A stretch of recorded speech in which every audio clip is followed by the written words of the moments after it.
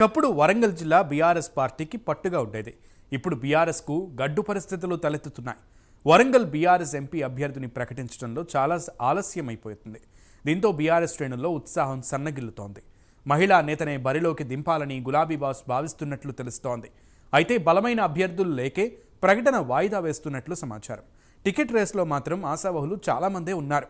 మరి బీఆర్ఎస్ ఎప్పటికీ అభ్యర్థిని ప్రకటిస్తుందనేది అంతు చిక్కడం లేదు. దీనిపై మరింత సమాచారం మా ప్రతినిధి తిరుపతి వరంగల్ నుంచి లైవ్లో మనకి అందుబాటులోకి వచ్చేసారు. తిరుపతి, కంప్లీట్గా వరంగల్కి సంబంధించి బీఆర్ఎస్ పార్టీ ఇంకా అభ్యర్థిని ప్రకటించకపోవడానికి కారణాలేంటి? సునీల్, పార్లమెంట్ ఎన్నికల వేళ వరంగల్ పార్లమెంటు సీటు ఆసక్తికరంగా పొలిటికల్ సర్కిల్లో తీవ్ర చర్చ కొనసాగుతున్న పరిస్థితి కనబడుతుంది. గత నెల రోజుల నుంచి బీఆర్ఎస్ పార్టీకి సంబంధించినటువంటి కీలక నేతలు కాంగ్రెస్ బీజేపీలో జాయిన్ అయినప్పటి నుంచి కూడా వరంగల్ పార్లమెంటు సీటు చాలా ఆసక్తికరంగా మారింది. వరంగల్ పార్లమెంటు సీటులో ఎవరెవరు బరిలో ఉంటున్నారు, ఏ పార్టీ నుంచి ఏ అభ్యర్థి ప్రజా తీర్పు కోరబోతున్న చర్చ అయితే కొనసాగుతుంది. ఈ నేపథ్యంలోనే ఇప్పటికే కాంగ్రెస్ బీజేపీ పార్టీ అభ్యర్థులను జాతీయ పార్టీలు ప్రకటించాయి. బీఆర్ఎస్ పార్టీ అభ్యర్థిగా మాత్రం ఇంకెవరిని తేల్చలేదు. మొదటగా కడియం శ్రీహరి కూతురు కడియం కావ్యను అభ్యర్థి ప్రకటించారు. ఆ తర్వాత ఇప్పుడున్న పరిస్థితుల్లో నేను పోటీ చేయలేను, బీఆర్ఎస్ పార్టీ నుంచి పోటీ చేస్తే గెలవలేమన్నటువంటి ఆలోచనతోనే బీఆర్ఎస్ పార్టీ నుంచి పోటీ చేసేందుకు వాళ్ళు విరమించుకున్నారు. ఆ తర్వాత బీఆర్ఎస్ పార్టీ ఒక ఇంత షాకు గురైనటువంటి పరిస్థితి కనపడుతుంది. బీఆర్ఎస్ పార్టీ నుంచి ఎవరిని అభ్యర్థిగా బరిలో నిలిస్తే బాగుంటుంది, ఎవరిని నిలబెట్టి ఎవరిని కాంగ్రెస్ బీజేపీకి పోటీగా ఉంటే ఎటువంటి ఆలోచన చేయొచ్చు. ఇప్పటికే బీఆర్ఎస్ పార్టీ గులాబీ బాస్ కావచ్చు, రాష్ట్ర నేతలు, మొత్తం ఉమ్మడి వరంగల్ జిల్లాకు సంబంధించినటువంటి నేతలంతా కూడా సమాలోచనలు చేసినటువంటి పరిస్థితి కనబడుతుంది. మొత్తం గతంలో ఉమ్మడి వరంగల్ జిల్లా అంటే బీఆర్ఎస్ పార్టీకి చాలా కంచుకోటగా, ఆయుపట్టుగా ఉద్యమాల జిల్లా బీఆర్ఎస్ పార్టీకి ఉండేది. కానీ ప్రస్తుతం ఇప్పుడు పార్లమెంటు ఎన్నికల వేళ బీఆర్ఎస్ పార్టీ గడ్డి పరిస్థితులను ఒక మొత్తం చాలా విభిన్నమైనటువంటి పరిస్థితులను, గడ్డు పరిస్థితులను ఎదుర్కొనే పరిస్థితి కనబడుతుంది. గతంలో అభ్యర్థిగా పోటీ చేయాలంటే బీఆర్ఎస్ పార్టీ నుంచి అసెంబ్లీ ఎన్నికల్లో కావచ్చు, అంతకుముందు పరిస్థితుల్లో చాలా క్యూ ఉండేది. కానీ ఇప్పుడు బీఆర్ఎస్ పార్టీ అభ్యర్థి నుంచి పోటీ చేయాలంటే చాలా తక్కువ మంది మాత్రమే ఆశాభావాల పరిస్థితి కనబడుతుంది. అయితే ఇందులో బీఆర్ఎస్ పార్టీ ఎంపీ అభ్యర్థిని ఎవరిని బరిలో ఉంచుతున్నారు, గులాబీ బాస్ కావచ్చు, ఉమ్మడి వరంగల్ జిల్లాకు సంబంధించిన నేతలు ఎవరి పేరు పరిశీలించిన చర్చ అయితే కొనసాగుతుంది. మొత్తానికి వరంగల్ బీఆర్ఎస్ ఎంపీ అభ్యర్థి చాలా ప్రశ్నగా మారిన పరిస్థితులు కనబడుతుంది. ఒకసారి కనుక టికెట్ రేసులో గమనిస్తే మాజీ డిప్యూటీ సీఎం తాడికొండ రాజయ్య, వరంగల్ జిల్లా పరిషత్ బీఆర్ఎస్ ఫ్లోర్ లీడరు, మాజీ ఎమ్మెల్యే పెద్ది సురేష్రెడ్డి సతీమణి పెద్ది స్వప్న, మాజీ కార్పొరేటర్ జోరిక రమేష్,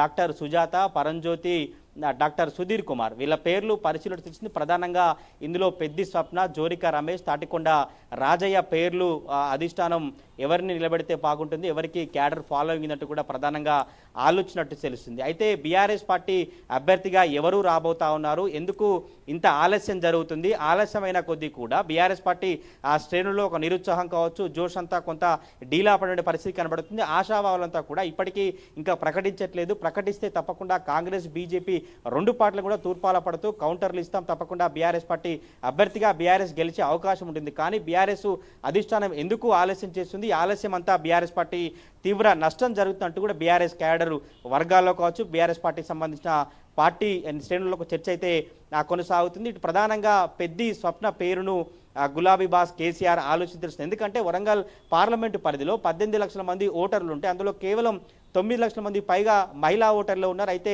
ఇందులో మహిళా నేతనే దింపితే బాగుంటుంది.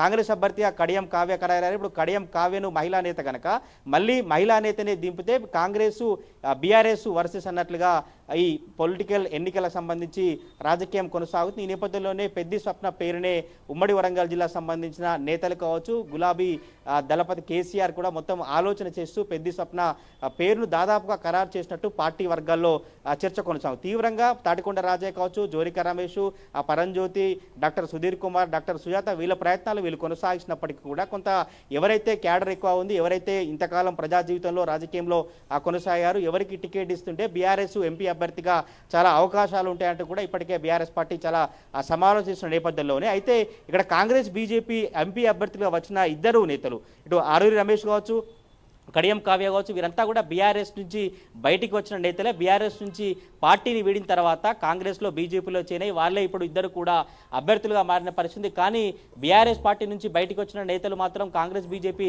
అభ్యర్థులుగా మారారు. కానీ బీఆర్ఎస్ పార్టీకి ఇప్పుడు ఎవరు అభ్యర్థి, ఎందుకు ఇంత ఆలస్యంగా ప్రకటించకపోతా ఉన్నారు?